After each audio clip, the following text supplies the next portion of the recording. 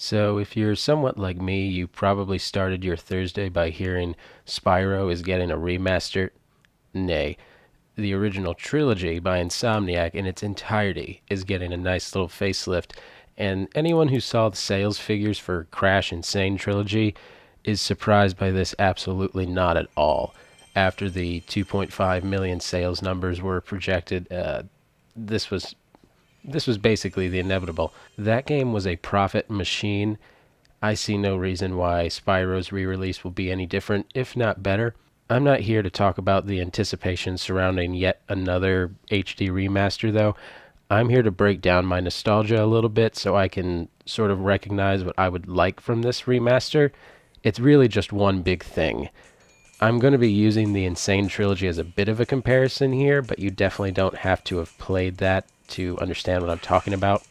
When I think of ways this remaster could satisfy my urge to play a game that I've owned since 2000 at least, it involves what should be expected from these types of games: updated controls, fixed glitches, pretty lighting effects and textures, Easter eggs, etc., etc.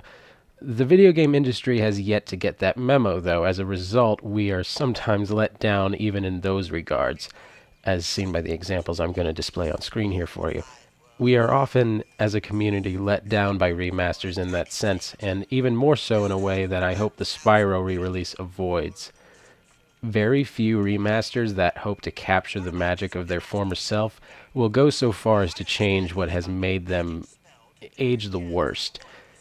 In some cases, that's a great thing. Preserving a game is what's most important with these, after all.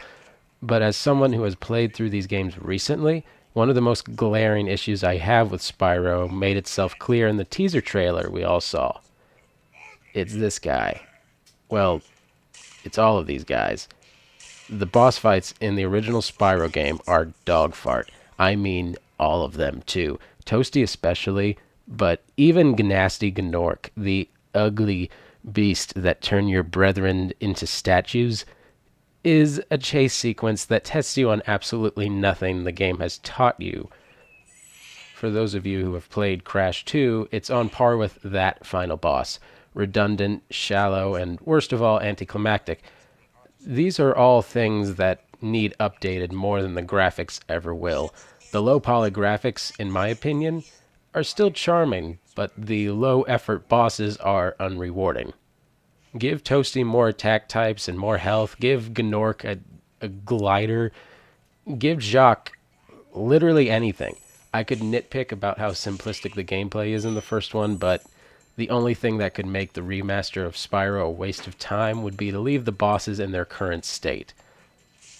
The same could be said for the sequels, in that the bosses are easily the low point of each respective game and would not be difficult to improve, at least from my perspective.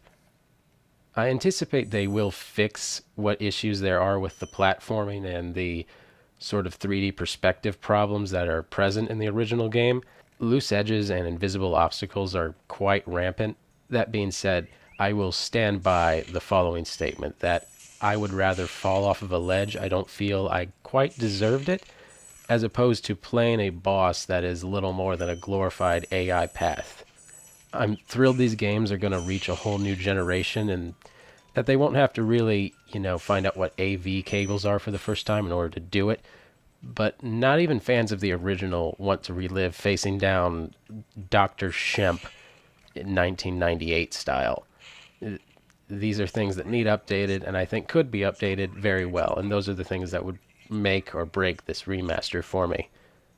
But what do you guys think about this? I'm sure most of you are pretty excited and don't really care this much about it, but me, that was probably the first thing that came to mind when I saw Toasty as one of the main showcases in the trailer. But am I being too harsh on this? Am I not being harsh enough? Did this remaster shock any of you more so than it did me? Let me know what you're thinking. I'd really like to know. I'll engage with you guys down in the comments. This has been the Type 1 Gamer Show, now made with aspartame. When you free a dragon or step on one of their platforms, you're saving your progress. That could be useful if you run into trouble. Not that you ever run into trouble, Spyro.